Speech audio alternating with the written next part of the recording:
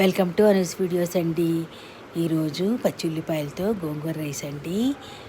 పోపేసి పచ్చిఉల్లిపాయలు వేసేసి గోంగూర పచ్చడి వేసేసుకొని మనం వైట్ రైస్ కలిపేసుకున్నామంటే గోంగూర రైస్ రెడీ అండి. చక్కా పొడి పొడిలాడుతూ ఎంత బాగా వచ్చిందో చూసారా. ఉలి చేసిన మేలు తల్లి కూడా చేయదంటారండి. మనం షుగర్తో బాధపడుతున్నాం, షుగర్ ఎక్కువగా ఉందనుకుంటే ఉల్లిపాయలను ఒక వారం రోజుల పాటు పచ్చి పరగడపును తీసుకుంటే ఎంతటి షుగర్ అయినా కంట్రోల్కి వస్తుందండి. 50 గ్రాముల onion is equal to 20 units insulin అండి. రోజు పచ్చిఉల్లిపాయలు తింటే బీపీ, గుండెపోటు, దగ్గు, అలర్జీలు అన్నీ పోతాయటండి. డ్రై కాఫ్ ఉన్నవాళ్ళు, మూత్రంలో మంటున్న వాళ్ళు కూడా ఈ విధంగా పచ్చిఉల్లిపాయలని మరిగించి తీసుకుంటే శుభ్రంగా మూత్రంలో మంట తగ్గిపోతుందండి. చాలా ఉపయోగాలు ఉన్నాయండి.